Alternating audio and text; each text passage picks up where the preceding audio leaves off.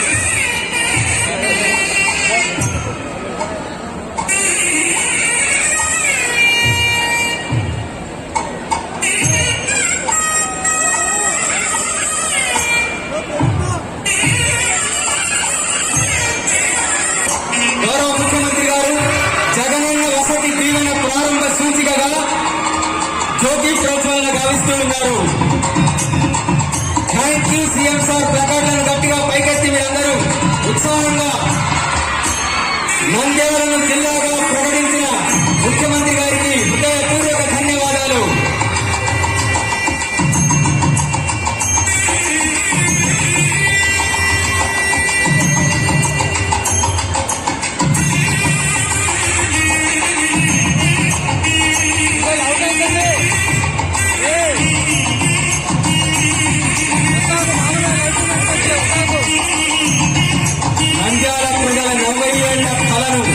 నిజం చేసినటువంటి సాకారం.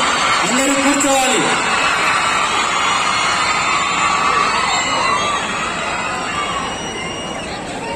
దయచేసి అందరూ కూర్చోవలసిందిగా విజ్ఞప్తి చేస్తూ నంద్యాల జిల్లా కలెక్టర్ డాక్టర్ మనజీర్ జిలానీ సామూన్ గారు వేదికను అలంకరించిన మాన్యశ్రీ గౌరవనీయులు అయిన ముఖ్యమంత్రి వైఎస్ జగన్మోహన్ రెడ్డి గారికి, ఎంపీస్, ఎమ్మెల్యేస్, ఎమ్మెల్సీలకు, ప్రజాప్రతినిధులకు, రాష్ట్ర అధికారులకు, కొత్తగా ఏర్పాటు చేయబడిన నంద్యాల జిల్లా ప్రజల తరఫున మా తరఫున సాదర స్వాగతం పలుకుతూ హృదయపూర్వక నమస్కారాలు తెలియజేసుకుంటున్నాను. జిల్లా ఏర్పడిన తర్వాత మొదటిసారిగా గౌరవ ముఖ్యమంత్రి గారు మన జిల్లాకు రావడం ఒక గొప్ప శుభ పరిణామం. నంద్యాల ప్రాంతాల ప్రజలు తమకు జిల్లా కావాలని, తమ పల్లె సీమలు ప్రగతి బాటలో నడవాలని ఎన్నో ఏళ్లుగా కన్న కలలను సాకారం చేస్తూ నంద్యాలను జిల్లాగా ప్రకటించిన మన గౌరవ ముఖ్యమంత్రి గారికి మన జిల్లా ప్రజల తరఫున హృదయపూర్వక ధన్యవాదాలు. నన్ను తొలి కలెక్టర్ గా నియమించిన గౌరవ ముఖ్యమంత్రి గారికి నా ప్రత్యేక ధన్యవాదాలు తెలియజేస్తున్నాను. ఋషులు వెలసిన ప్రాంతం నంద్యాల కాలక్రమంలో నంద్యాలగా పిలువబడుతుంది. 9,681 కిలోమీటర్ల వైశాల్యంతో 29 మండలాలు కలిగిన జిల్లా మన నంద్యాల జిల్లా. నల్లమల్ల, ఎర్రమల్ల అటవీ ప్రాంత పచ్చదనంతో ప్రకృతి రమణీయమైన జిల్లా మన నంద్యాల జిల్లా. సకాలంలో వర్షాలు కురుస్తూ రాయలసీమలో కోస్తా ప్రాంతాన్ని తలపించే పచ్చని పంట పొలాల రమణీయ దృశ్యం మనకు నంద్యాల జిల్లాలోనే కనిపిస్తుంది. సాగునీటి వనరులు సమృద్ధిగా ఉండడం వల్ల 1.88 లక్షల హెక్టార్లు భూమి సాగవుతుంది. అంతేకాకుండా రాష్ట్రంలో పెరుగాంచిన పర్యాటక కేంద్రాలైన శ్రీశైలం, మహానంది, అహోబిలం, యాగంటి, బెలూమ్ గుహలు వంటి అత్యుత్తమ పర్యాటక కేంద్రాలు మన జిల్లాలోనే ఉన్నాయి. ఇవి అన్నీ ఒక ఎత్తు అయితే, కొత్త జిల్లా ఏర్పడిన తర్వాత మన జిల్లాకు గౌరవ ముఖ్యమంత్రి గారు రావడం మరొక గొప్ప విషయం. ముఖ్యంగా ప్రభుత్వం పేదల పక్షాన్ని నిలుస్తూ వారికి ఆసరాగా ఎన్నో సంక్షేమ పథకాలను శ్రీకారం చుట్టింది. ఇందులో భాగంగా దేశంలో ఎక్కడ లేని విధంగా పేద విద్యార్థులు ఉన్నత చదువులు చదవడానికి అవసరమైన వివిధ కోర్సులు చదువుతున్న వారికి ఉన్నత విద్యా అవసరాలకు ఆర్థిక భరోసా కల్పించడమే ఈ జగనన్న వసతి దీవెన పథకం ముఖ్య ఉద్దేశం. ముగిస్తున్నాను. ధన్యవాదాలు. ధన్యవాదాలు జిల్లా కలెక్టర్ గారికి. ఇప్పుడు నంద్యాల శాసనసభ్యులు శ్రీ శిల్ప రవిచంద్ర. ఎవరి మీద కూడా దౌర్జన్యం కూడా చేయలేదన్న. ఎందుకంటే మీరు చెప్పారు, అలాంటివన్నీ మానుకోండి. ఆఖరికి ప్రతిపక్ష సపోర్టర్స్ కూడా ఈ రోజు నవరత్నాలు అందిస్తున్న ఘనత మీదని చెప్పేసి నేను చాలా గర్వంగా చెప్తున్నాను. మరి ఇంత మంచి అవకాశం ఇచ్చినందుకు, ఈ జిల్లా అయినప్పుడు నన్ను ఎమ్మెల్యేగా మీరు ఎన్నుకునేందుకు నిజంగా మీకు ఎప్పటికి కూడా రుణపడి ఉంటానన్నా. మరొకసారి మీ అందరి తరఫున మీరు కూడా నాతో చెప్పాలి, thank you, thank you, thank you.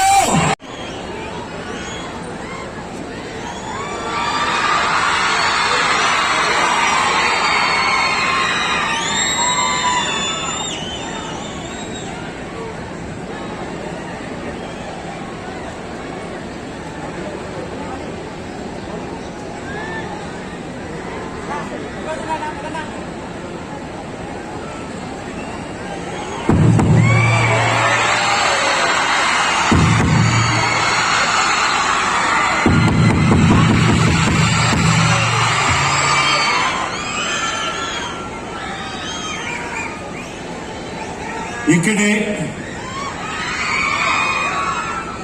ప్రతి పార్లమెంటును ఒక జిల్లాగా చేస్తానని, పరిపాలనను ప్రజలకు మరింత చేరువుగా తీరుస్తానని మొట్టమొదట ఇక్కడే నంద్యాలలోనే మాట ఇవ్వడం జరిగింది. ఈరోజు ఇచ్చిన మాటను నిలబెట్టుకుంటూ ఇక్కడికే మళ్ళీ మీ వాడిగా ఈరోజు మీ ముందుకు వచ్చాను అని చెప్పి సగర్వంగా మీ బిడ్డలా ఈరోజు తెలియజేస్తా ఉన్నాను.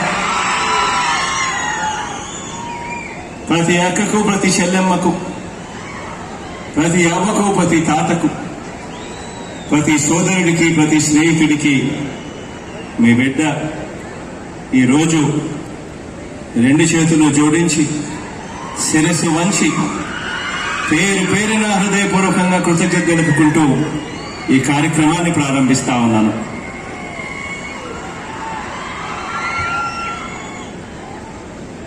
పరిపాలనను ప్రజల దగ్గరకు తీసుకువెళ్లి సంస్కరణల్లో భాగంగా కొత్త జిల్లాలను ఏర్పాటు చేయడము జరిగింది. ఈరోజు పిల్లల చదువులకు సంబంధించి కూడా అనేక సంస్కరణలు కూడా ఈరోజు మన అందరి ప్రభుత్వం మనం అధికారంలోకి వచ్చిన ఈ 3 సంవత్సరాలలో ఎన్నెన్నో అడుగులు ముందుకు వేశాం. ఇవాళ మీ అందరికీ కూడా విద్యారంగంలో జరుగుతూ ఉన్న సంస్కరణలు ఏమిటో, జరుగుతూ ఉన్న పరిణామాలను ఒక్కసారి గమనించవలసిందిగా కూడా కోరుతా ఉన్నాను. పేదరికం కారణం వల్ల ఏ ఒక్క పాప గాని, ఏ ఒక్క బాబు గాని ప్రాథమిక విద్యను గాని, ఉన్నత విద్యను గాని వీటికి ఏమిటికి కూడా దూరం అయ్యే పరిస్థితి ఏ పిల్లాడికి గాని, ఏ పాపకు కూడా రాకూడదు. పెద్ద చదువులకు అయ్యే ఖర్చు కారణంగా ఏ ఒక్క తండ్రి తల్లి కూడా అప్పుల పాలయ్యే పరిస్థితి ఏ ఒక్క తల్లి తండ్రికి కూడా రాకూడదు. ఇది ఒక గొప్ప ఆలోచన. నా కళ్ళ ఎదుటనే నా పాదయాత్రలో ఎన్నెన్నో గాథలు విన్నా. చదివించలేని పరిస్థితిలో తల్లిదండ్రులు ఉన్నారు. చదువుకోవాలి అనే ఆరాటం ఉన్నా కూడా చదువులు మానేస్తా ఉన్న పిల్లలున్నారు. ఈ చదువులు గన ఆ పిల్లలకు మనం ఇవ్వలేకపోతే, ఈ ఆస్తి, ఈ చదువు అనే ఆస్తి ఈ పిల్లలకు నేను ఇవ్వలేకపోతే పేదరికం నుంచి ఆ కుటుంబాలు బయటికి రావు. ఇటువంటి ఆలోచనలతో సమూలంగా కూడా విద్యా రంగాన్ని పూర్తిగా మార్చే దిశగా అడుగులు వేశారు. కాబట్టి ఒకవైపున పేద విద్యార్థులకు అయ్యే చదువులకు సంబంధించిన పూర్తి ఫీజు రీయింబర్స్మెంట్ ను తీసుకొని వచ్చి ఆ పిల్లలకు, ఆ తల్లిదండ్రులకు తోడుగా అండగా నిలబడే కార్యక్రమాన్ని చేశాం. గతంలో మాదిరిగా అరకొరగా ఇచ్చే పరిస్థితి కాకుండా, ఇస్తారో ఎవరో ఇవ్వని పరిస్థితి కాకుండా పూర్తి ఫీజు రీయింబర్స్మెంట్ తో పిల్లలను, తల్లిదండ్రులను ఆదుకునే కార్యక్రమం చేశాం. మరోవైపున భోజనం, వసతి ఖర్చుల కోసం కూడా తల్లిదండ్రులు ఇబ్బంది కాకూడదు, పిల్లలు ఇబ్బంది పడే పరిస్థితి రాకూడదు.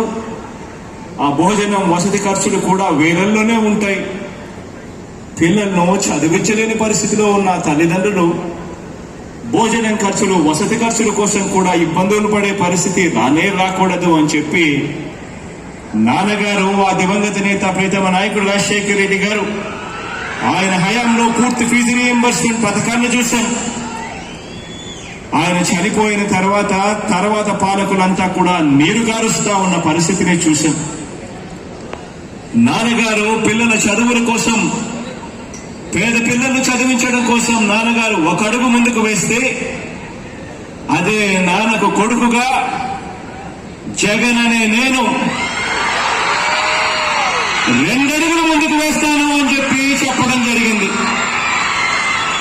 అందులో భాగంగానే పూర్తి ఫీజు రీయింబర్స్మెంట్ పథకాన్ని నాన్నగారి హయాంలో ఉన్న ఆ పథకాన్ని పూర్తిగా నీరుగార్చిన పరిస్థితుల్లో నుంచి మళ్లీ ఆ పథకానికి పూర్వ వైభవం తీసుకుని రావడమే కాకుండా ఆ పథకంలో ఇంకా కొన్ని మార్పులు చేయడమే కాకుండా జగనన్న వసతి దీవెన అని చెప్పి మరో పథకాన్ని కూడా గొప్పగా ఆ పిల్లలకు తోడుగా ఉండేందుకు, ఆ అక్క చెల్లెమ్మలకు అండగా ఉండేందుకు, ఆ తల్లిదండ్రులందరికీ కూడా తోడుగా ఉండేందుకు ఇంకో గొప్ప పథకాన్ని తీసుకొచ్చాం. ఈరోజు ఈ నంద్యాల గడ్డ నుంచి ఈ రోజున రాష్ట్ర వ్యాప్తంగా 10,68,150 మంది పిల్లలకు మంచి జరిగేలా 9,61,140 మంది తల్లుల ఖాతాల్లోకి, ఆ పిల్లల తల్లుల ఖాతాల్లోకి ఈరోజు ఈ కార్యక్రమం అయిపోయిన వెంటనే నేరుగా బటన్ నొక్కి 2021-22వ సంవత్సరానికి సంబంధించి జగనన్న వసతి దీవెన కింద 2వ విడతగా ఆ సొమ్ము 1,024 కోట్ల రూపాయలు నేరుగా బటన్ నొక్కి ఆ తల్లుల ఖాతాల్లోకి పంపించడం జరుగుతుంది అని చెప్పి కూడా ఈ సందర్భంగా సగర్వంగా మీ బిడ్డలా తెలియజేస్తా ఉన్నాను. జగనన్న వసతి దీవెన కింద కాలేజీలకు వెళ్ళి ఐటీఐ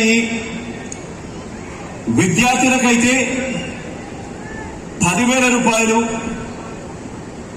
పాలిటెక్నిక్ విద్యార్థులకైతే 15,000 రూపాయలు, డిగ్రీ, ఇంజనీరింగ్, మెడిసిన్ చదువుతా ఉన్న పిల్లలకైతే 20,000 రూపాయలు. ఆ కాలేజీలకు వెళ్ళి ఆ ప్రతి చిట్టి తల్లికి, ప్రతి బాబుకు కూడా మంచి జరిగేట్టుగా ఆ తల్లుల ఖాతాల్లోకి జగనన్న వసతి దీవెన అన్న ఈ పథకం ద్వారా వసతి ఖర్చుకు, భోజనం ఖర్చులకు ప్రతి ఏటా 2 దఫాల్లో ఈ సొమ్మును ఇస్తామని చెప్పడం జరిగింది. అందులో భాగంగా ఈ రోజు 2వ దఫా కింద 1,024 కోట్ల రూపాయలు జమ చేయడం జరుగుతా ఉంది. ఒక కుటుంబంలో ఒకరికే పరిమితం చేసే రోజులు కూడా పోయాయి. ఒక కుటుంబంలో ఎంతమందిని చదివించినా కానీ పర్వాలేదు. నేను ఈరోజు ప్రతి చెల్లెమ్మకు చెప్తా ఉన్నాను, మీరు చదివించండి మీ పిల్లలను.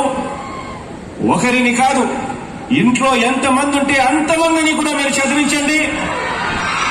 మీ అన్న జగన్ మీకు తోడుగా ఉంటాడు అని చెప్పి ప్రతి చెల్లెమ్మకు ఈరోజు నేను హామీ ఇస్తా ఉన్నా. ఎందుకంటే మన పిల్లలు చదవాలి.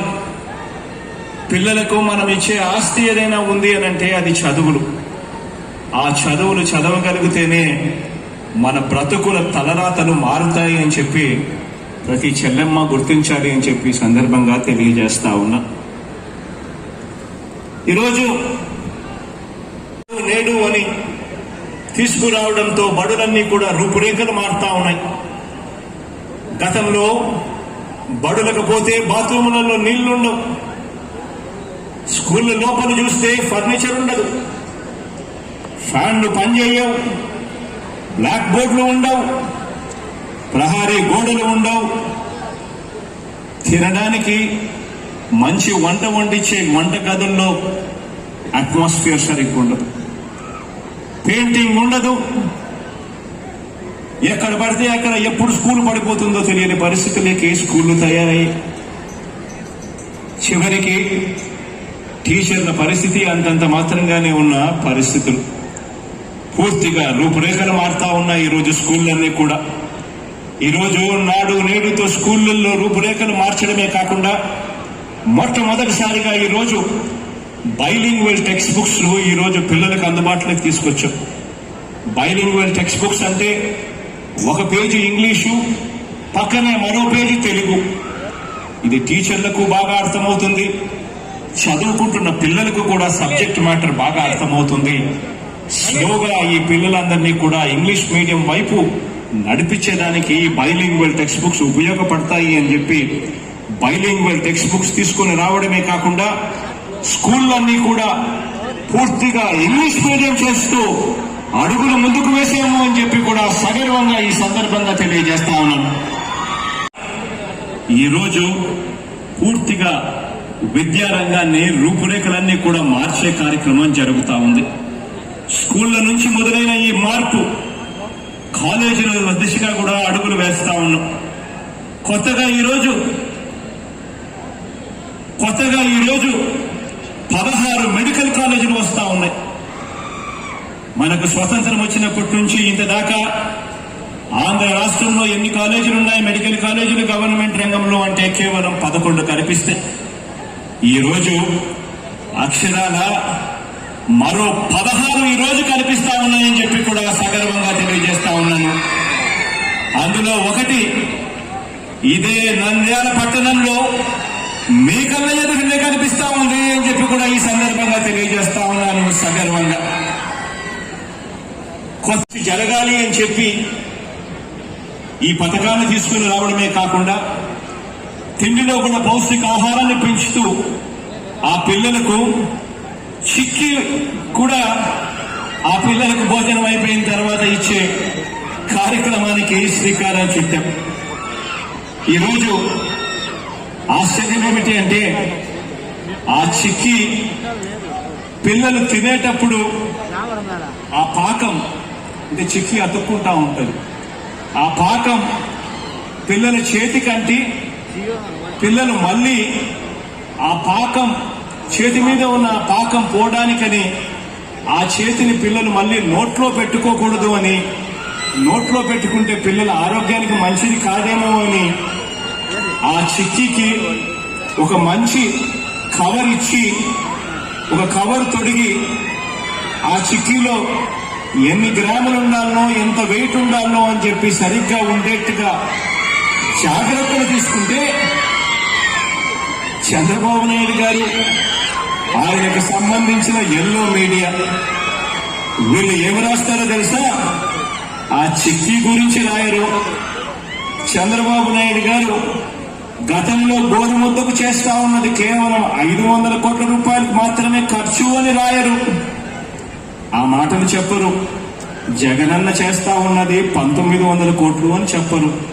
కానీ ఆ చిక్కీ మీద, కవర్ మీద జగనన్న ఫోటో ఉంది అని మాత్రం వీళ్ళందరూ రాస్తారు. ఖచ్చితంగా వీళ్ళందరికీ బీపీ వస్తుంది. ఖచ్చితంగా ఏదో రోజు గుండెపోటు వచ్చి టికెట్ కొంటారు.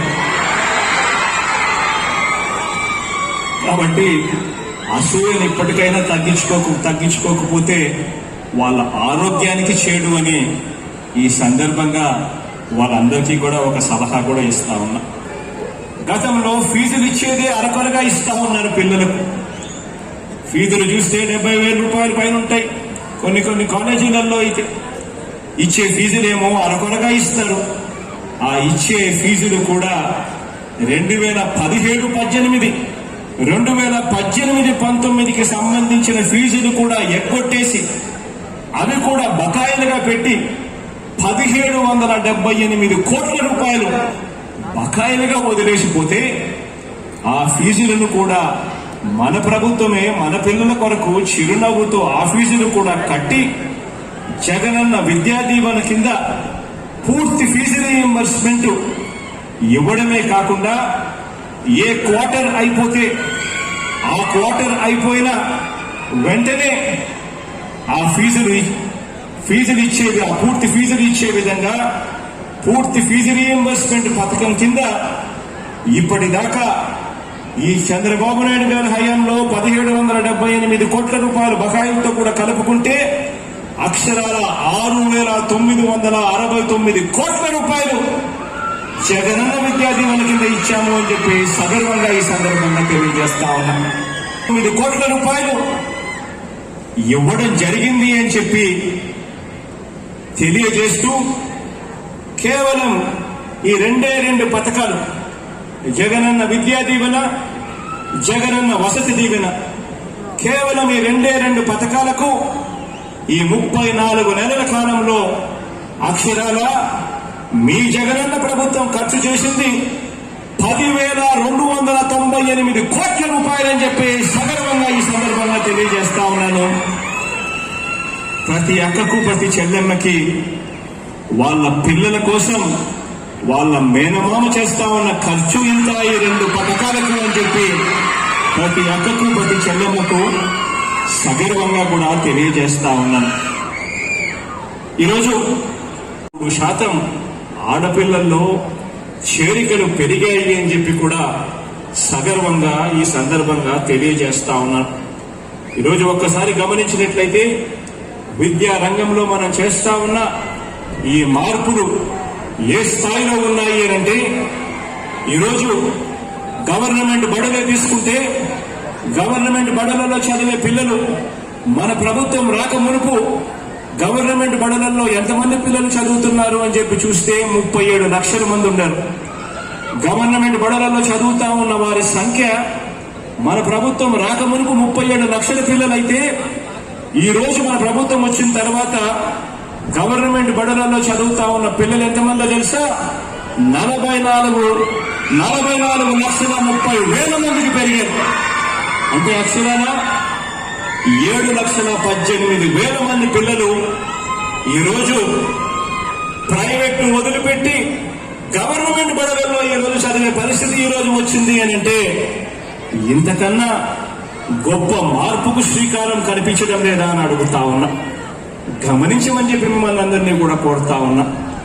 ఈరోజు గవర్నమెంట్ బడులలో రూపురేఖలు మారి ఈరోజు ప్రతి అక్కకు ప్రతి చెల్లెమ్మకు కూడా అన్నున్నాడు. గవర్నమెంట్ బడులు కూడా బాగా ఉన్నాయి, బాగా తయారు చేస్తున్నాడు. ఖచ్చితంగా అన్న మీద నాకు నమ్మకం ఉంది అని చెప్పి ఈరోజు గవర్నమెంట్ బడులలోకి చేరికలు పెరుగుతా ఉన్నాయి. ఈరోజు గవర్నమెంట్ బడులలో సీట్లు రావాలి అని అంటే ఎమ్మెల్యేలు సైతం రికమెండేషన్ లెటర్ ఇచ్చి పంపుతా ఉన్నారు అని అంటే ఒక్కసారి గమనించమని అడుగుతా ఉన్నాను. గవర్నమెంట్ బడులలో పరిస్థితులు ఏ మాదిరిగా మారాయి అని చెప్పి ఈరోజు ఇవన్నీ కూడా విద్యా రంగంలో ఈరోజు మనం చేస్తా ఉన్న మార్పులకు ఇవన్నీ కూడా నిదర్శనాలని చెప్పి ఇవన్నీ తెలియజేస్తా ఉన్నా. ఇంతవరకు వాళ్ళు నా వెంట్రుక కూడా పీకలేరు అని చెప్పి కూడా ఈ సందర్భంగా తెలియజేస్తా ఉన్నా. దేవుడి దయ, మీ అందరి చల్లని దీవెనలు ఎప్పుడూ ఉండాలని, ఇంకా మంచి చేసే అవకాశం దేవుడు ఇవ్వాలని మనసారా కూడా కోరుకుంటూ ఈరోజు ఇక్కడ కాసేపటి కిందట ఇక్కడి ఎమ్మెల్యే రవి నా స్నేహితుడు కాసేపటి కిందట మాట్లాడుతూ తాను అడిగాడు, అన్న బాగా పనులు జరుగుతూ ఉన్నాయి, నంద్యాలలో మెడికల్ కాలేజీ పనులు జరుగుతూ ఉన్నాయి, ఇంకా అన్ని పనులు కూడా బాగా జరుగుతూ ఉన్నాయి, ఇంకా కాస్త మీ తరపు నుంచి సహాయం కావాలి, ఒక 12 కిలోమీటర్ల మేరకు కొద్దిగా రోడ్డు వేయగలిగితే అది 2 హైవేస్ కు మధ్యలో ఉంటుంది కాబట్టి ఒక రింగ్ రోడ్డు ఫామ్ అవుతుంది, దానివల్ల నంద్యాలకు ఇంకా మంచి జరుగుతుంది అని అడిగాడు. తాను అడిగిన కోరికను అప్రూవ్ చేస్తా ఉన్నాను, శాంక్షన్ చేస్తా ఉన్నాను అనే సందర్భంగా ప్రతి ఒక్కరికి కూడా తెలియజేస్తా ఉన్నాను. నగర్లో ఇంకాస్త మెరుగులు దిద్దే పరిస్థితి ఉంది. కాస్త ప్రభుత్వం తరపు నుంచి సహాయం అందితే ఆటో నగర్ను మోడల్గా చేయగలుగుతాము, గొప్పగా తీర్చిదిద్దగలుగుతాము, ఇంకా ఎక్స్పాండ్ చేయగలుగుతాము అని చెప్పి తను అడిగాడు. ఆ ఆటో నగర్ కూడా ప్రభుత్వం తరపు నుంచి పూర్తి మద్దతు ఇస్తున్నాము అని చెప్పి కూడా ఈ సందర్భంగా తెలియజేస్తా ఉన్నాం. అదే రకంగా మిర్చి పంటలకు సంబంధించి మిర్చి మార్కెటింగ్ సెంటర్ కావాలన్నా ఇక్కడ నుంచి పంటలు గుంటూరు దాకా వెళ్లి అమ్ముకోవాల్సిన పరిస్థితి ఉంది, ఇక్కడ మా పంటలు ఇక్కడే అమ్ముకునే పరిస్థితి లేదన్నా అని అడిగాడు. ఇక్కడ మిర్చి మార్కెటింగ్ సెంటర్ కూడా తీసుకువస్తాము అని చెప్పి కూడా ఈ సందర్భంగా తెలియజేస్తా ఉన్నాను ప్రతి రైతన్నకు కూడా. అదే రకంగా వైఎస్ఆర్ నగర్ లో ఇంటర్నల్ రోడ్స్, డ్రైనేజీకి సంబంధించి సమస్యలున్నాయన్నా వాటికి సంబంధించిన ఇన్ఫ్రాస్ట్రక్చర్ కూడా సహాయం కావాలన్న ప్రభుత్వం తరపు నుంచి అడిగాడు. వైఎస్ఆర్ నగర్ ను పూర్తిగా తీర్చిదిద్దుతాము అని చెప్పి కూడా ఈ సందర్భంగా మరొకసారి కూడా మాట చెప్తా ఉన్నాను. దేవుడి దయతో మీ అందరికీ మంచి చేసే అవకాశం ఇంకా దేవుడు ఇవ్వాలని మనసారా కూడా కోరుకుంటూ మీ అందరి చల్లని దీవెనలకు, మీ అందరి చిక్కటి ప్రేమకు మరొకసారి 2 చేతులు జోడించి హృదయపూర్వకంగా కృతజ్ఞత తెలుపుకుంటూ సెలవు చేసుకుంటాను.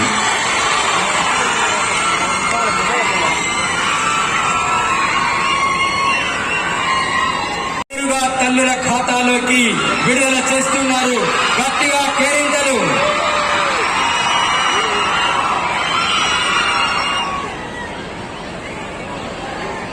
జగనన్న వసతి దీవెన కార్యక్రమాన్ని ప్రారంభిస్తూ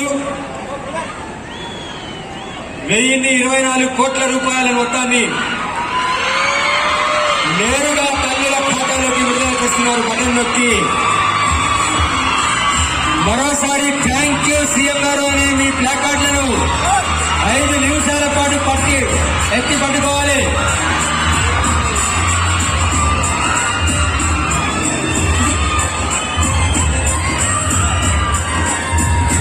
వసతి దీవెన మెగా చెక్కును విద్యార్థులకు అందజేస్తూ ఉన్నారు.